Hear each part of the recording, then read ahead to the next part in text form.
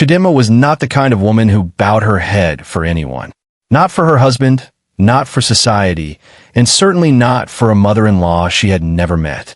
Her tongue was sharp like a freshly sharpened cutlass.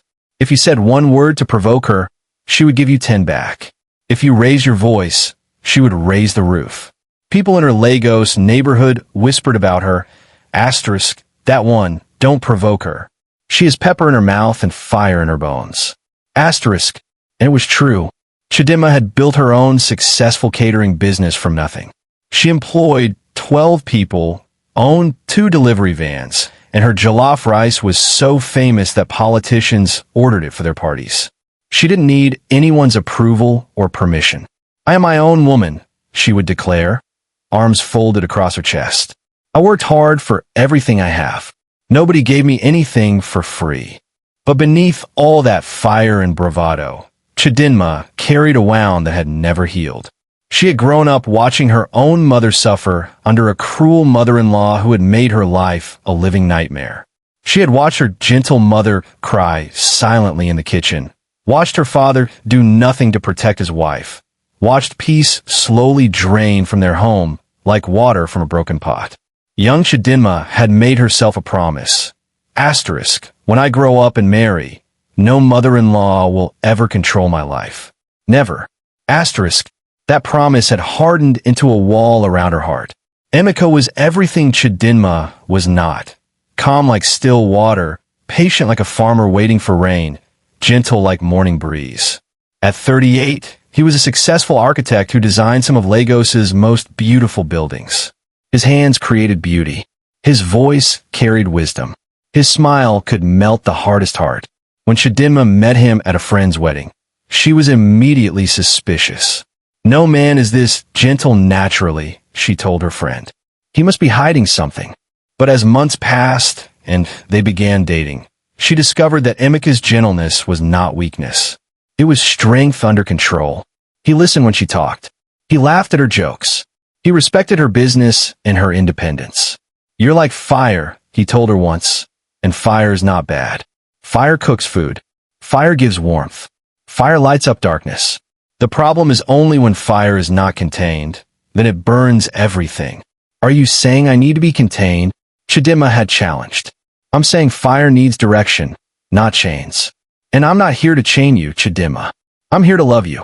Those words had melted something inside her. They dated for 2 years before Emeka proposed.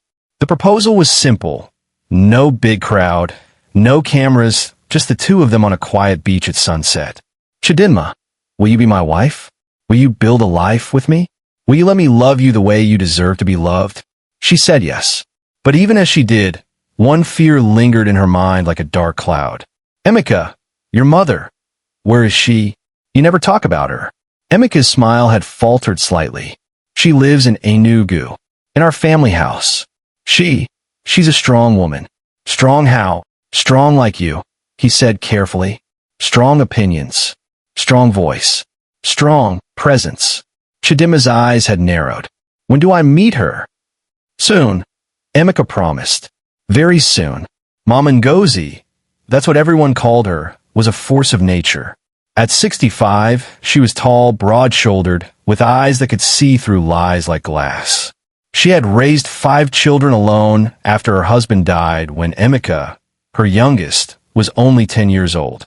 She had worked as a trader, selling wrappers and fabrics in Ogbeat Market, carrying heavy loads on her head, fighting off thieves, negotiating with difficult customers. She had survived, and survival had made her hard. Life is war, she would tell her children. You either fight or you die. There is no middle ground. Emeka was her favorite, her lastborn, her baby, her pride. She had sacrificed everything to send him to university. She had gone without food so he could eat. She had worn the same wrapper for 5 years so he could have school fees. And now, her baby wanted to marry. When Emeka called to tell her about Chidinma, Mama Ngozi's first question was, what is her family name? Her name is Chidinma Okafor. Okafor from where? From Anambra. Which part of Anambra? Mama, does it matter? Does it matter? Emeka, are you asking me if your wife's background matters? Her voice had risen like thunder. What kind of foolish question is that? Emeka had sighed. Mama, she's a good woman. Educated, hard-working, respectful. I will be the judge of that. Mama Ngozi interrupted. Bring her to me. Let me see this woman with my own eyes. And so, 6 weeks before the wedding, it was arranged. Chidinma would travel with Emeka to Enugu to meet Mama Ngozi. Traditional introduction. The formal way. But Mama Ngozi had other plans. Tell her to come by train, she instructed Emeka. I want to see if she has patience. These Lagos girls, they're used to too much comfort. Let her take the train like ordinary people. Emeka hesitated. Mama, we can drive. Or fly. It's faster. I said train. Mama Ngozi's voice left no room for argument. If she cannot endure a simple train journey, how will she endure marriage? When Emeka told Chidinma about the train requirement, she had laughed. A sharp, bitter sound. Your mother is already testing me? Before we even meet? She's old-fashioned, Emeka said apologetically. Please, just humor her. After this trip, everything will be fine. Chidinma had agreed. But in her heart, she knew this was not about a train journey. This was about control.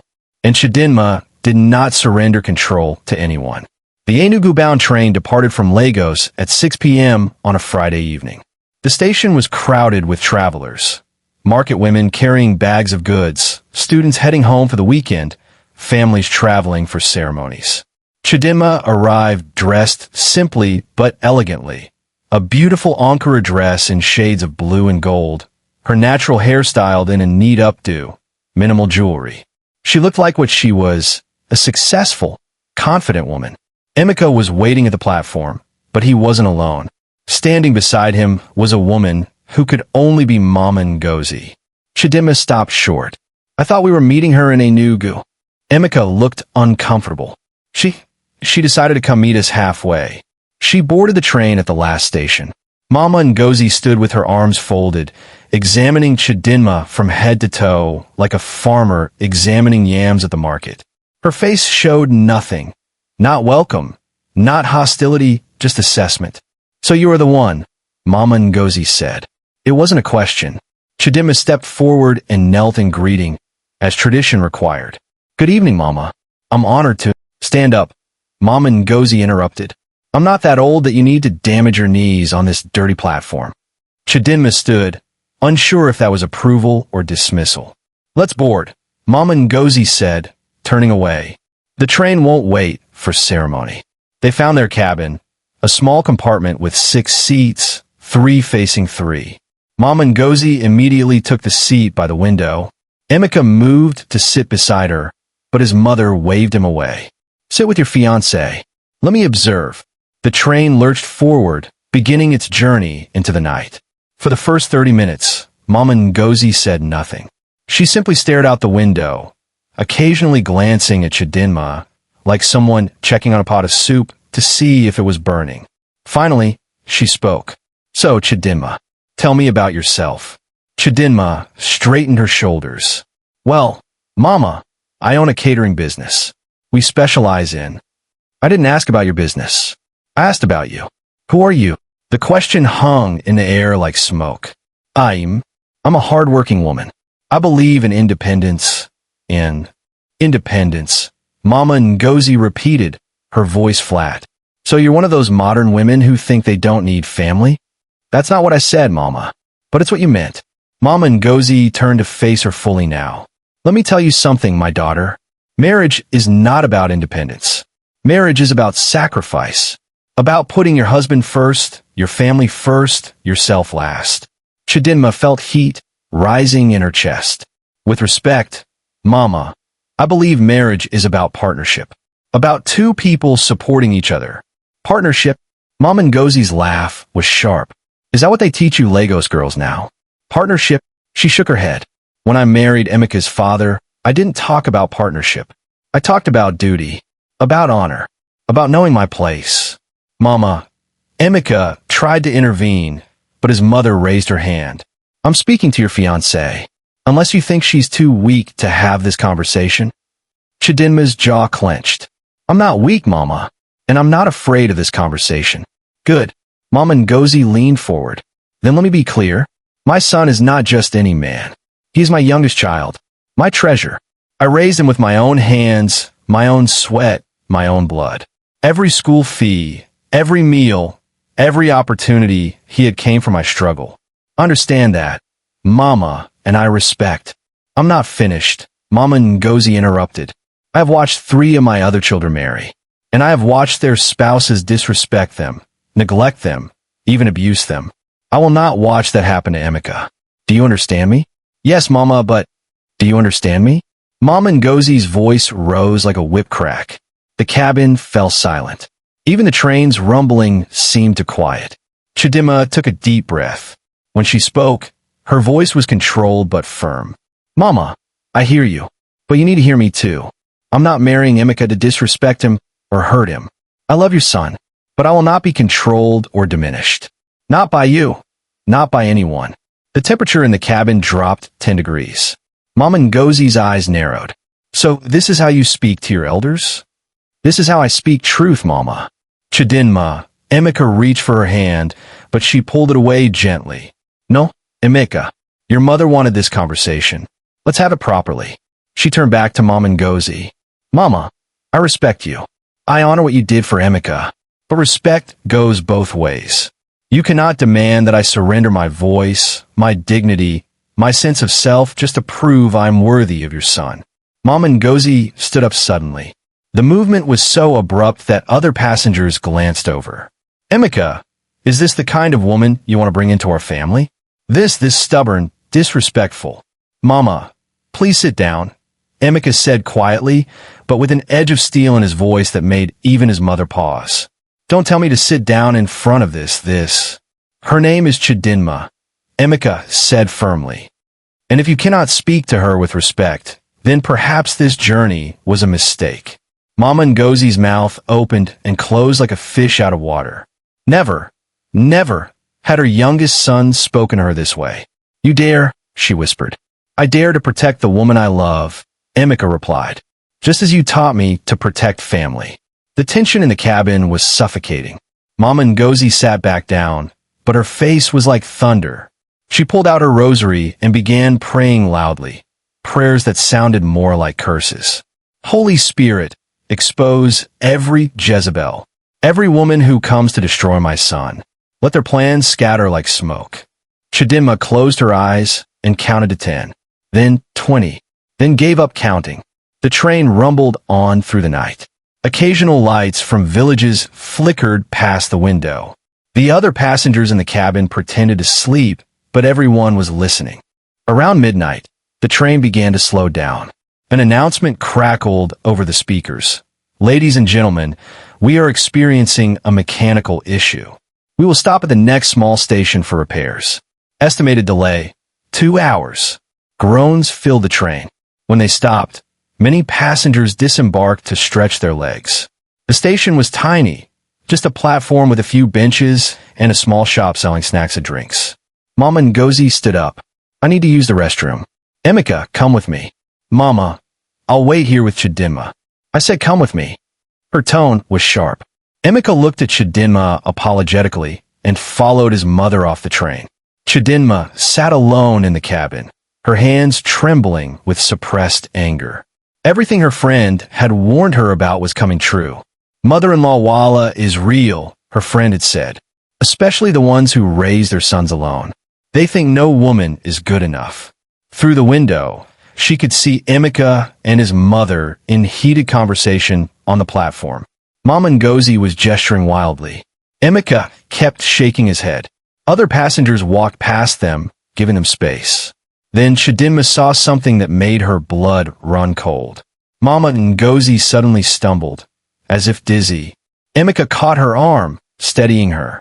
She put her hand to her head, swaying. Emeka was clearly panicked, calling for help. Chidinma bolted from the train.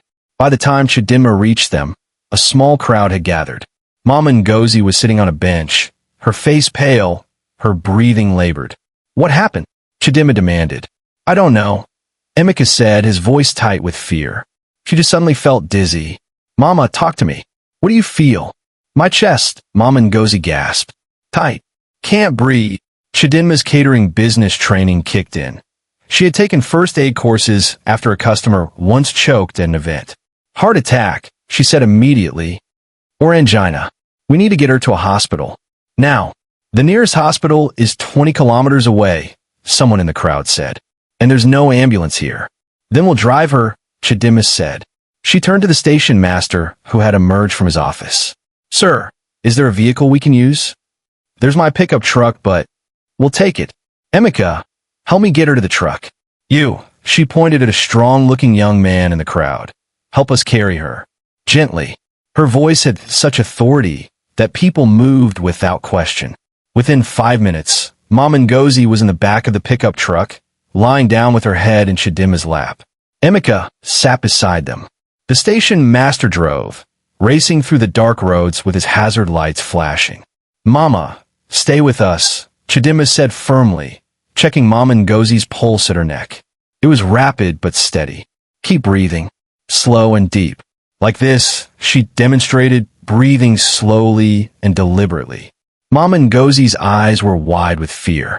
I'm dying, she whispered. You're not dying, Chidima said. Not on my watch. Breathe with me, Mama. In, out, in, out. For 20 minutes, as the truck bounced over rough roads, Chidima held Mama Ngozi, monitoring her breathing, keeping her calm, preventing her from panicking, which would make things worse. Emeka watched, stunned. This was not the proud, defensive woman who had argued with his mother in the train. This was someone else entirely, someone competent, caring, completely focused. When they finally reached the hospital, doctors rushed out with a stretcher. As they wheeled Mama Ngozi away, she reached out and grabbed Chidima's hand. Don't leave, she whispered. I'm right here, Mama, Chidima assured her. I'm not going anywhere. The hospital waiting room smelled of antiseptic and anxiety. Fluorescent lights hummed overhead. Plastic chairs lined the walls. A clock ticked away the seconds. Emeka sat with his head in his hands. Chidima had gone to handle the admission paperwork, using her business connections to expedite things. When she returned, she sat beside him silently. Thank you, Emeka said quietly. Don't thank me yet. Let's wait to see what the doctors say. They sat in silence for a while. Then Emeka spoke again. I am sorry. For what? For my mother. For putting you through this. For not standing up to her sooner. Chidima took his hand. Emeka, your mother loves you. That's not a crime. She's scared. Scared. Scared of losing you. Scared that I'll take you away from her. Scared that after everything she sacrificed, she'll end up alone. Chidima's voice was soft now, without the earlier fire. I see it now. I didn't before, but I do now. She had no right to treat you that way. No, she didn't. But I also came into this with my own walls up. My own fears. My own determination not to be controlled. She sighed. Maybe we were both fighting battles that didn't need to be fought. Before Emeka could respond, a doctor emerged from the emergency room. Family of Mrs. Ngozi Okonkwo. They both jumped up. We're here, Emeka said. How is she? The doctor smiled. She's stable. It wasn't a heart attack. It was a severe panic attack combined with exhaustion and high blood pressure. She'll be fine, but she needs rest. A lot of rest. And less stress. The relief that flooded through Emeka nearly knocked him over. Can we see her? In a few minutes. We're moving her to a private room now. When they were finally allowed in, Mama Ngozi was sitting up in bed, looking small and vulnerable in a hospital gown, and four dripped slowly into her arm. Her eyes found Chidima immediately. You saved my life, she said simply. The doctors saved your life, Mama. I just helped. No. Mama Ngozi's voice was firm despite her weakness. You saved my life. After I treated you terribly. After I disrespected you. After I tried to break you. Tears began rolling down her cheeks. I am ashamed. Chidima approached the bed slowly. Mama, don't cry. You need to rest. No, I need to speak. Mama Ngozi reached for her hand. I was wrong. About you. About everything. I thought I was protecting Emeka, but I was suffocating him. I thought I was being a good mother, but I was being a prison guard. Mama. Let me finish, Mama Ngozi insisted. I have spent so many years being strong, being hard, being the warrior who never bends. I forgot how to be soft, how to trust, how to let go. She looked at Emeka. I forgot that loving you doesn't mean owning you. Emeka knelt beside the bed, taking his mother's other hand. Mama, I love you. That will never change. But you love her too, Mama Ngozi said, looking at Chidinma. And you should, because she has something I lost a long time ago. She knows how to be strong without being hard. She knows how to fight without destroying. She knows when to stand and when to kneel. Mama, I don't. Chidinma started, but Mama Ngozi shook her head. When you knelt to greet me at the station, I was annoyed. I thought you were just performing. But when you knelt in that truck, holding my head, keeping me calm, that was real. That was love. And it showed me what I've been too blind to see. She squeezed Chidinma's hand. You are exactly what my son needs. Not a doormat, not a rebel, but a partner. Someone who will stand with him, fight for him, and yes, even stand up to him when necessary. Chidinma felt tears prick her eyes. Mama, I promise I will take care of him. And I promise I won't shut you out. I don't want to replace you. I just want space for both of us to love him. Then you shall have it, Mama Ngozi said. From this day forward, I will not be the mother-in-law who destroys. I will be the one who supports, who prays, who gives advice only when asked, who trusts that I raise my son well enough to choose the right woman. She looked between them at Emeka and Chidinma and smiled, a real smile, warm and genuine. And he did choose well.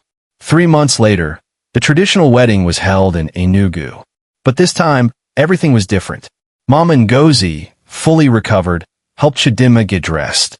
Her fingers were gentle as she adjusted the bride's coral beads. You look beautiful, my daughter, she said. Thank you, Mama.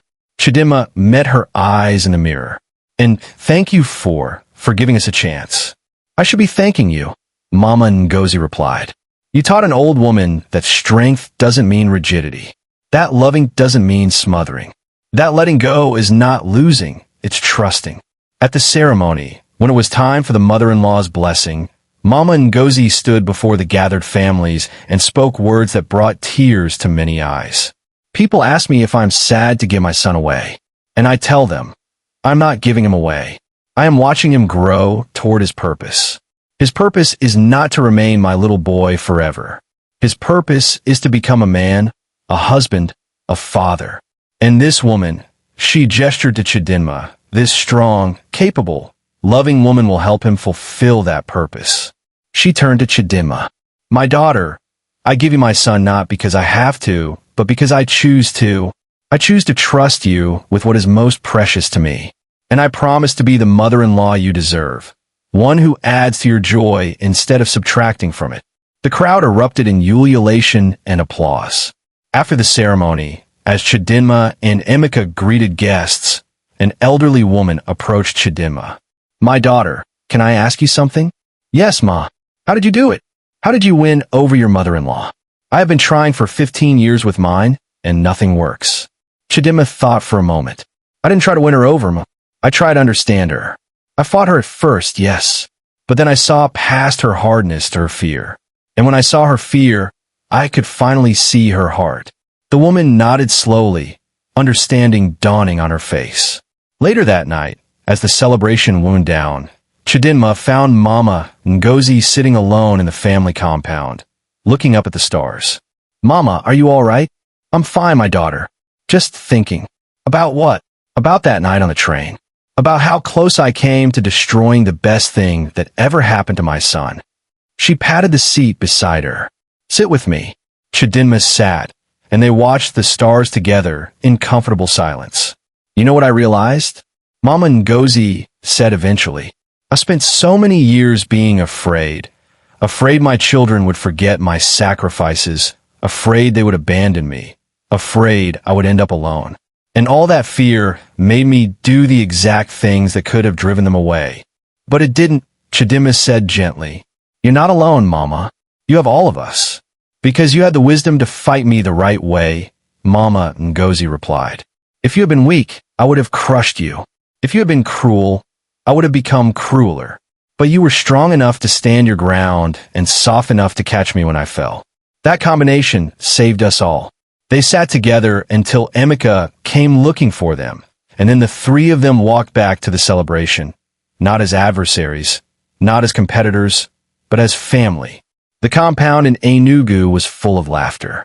Children ran through the yard while adults sat under the mango tree, sharing food and stories. Chidimma's catering business had expanded to Enugu, and she now split her time between Lagos and the east. Emeka's architecture firm was thriving, and Mama Ngozi, now a sprightly 70, spent her days helping the business and, most joyfully, spoiling her grandchildren.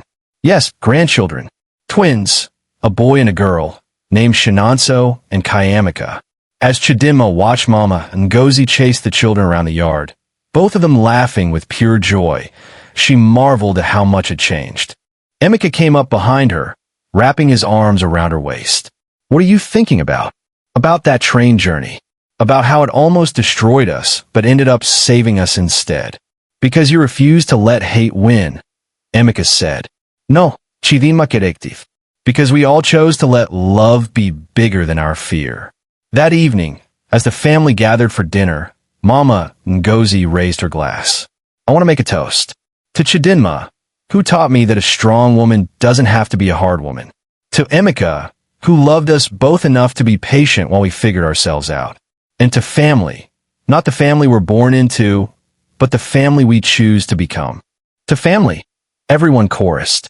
Later, after the meal, Chidimma helped Mama Ngozi to bed. The older woman held her hand for a moment. "My daughter, I need to ask you something."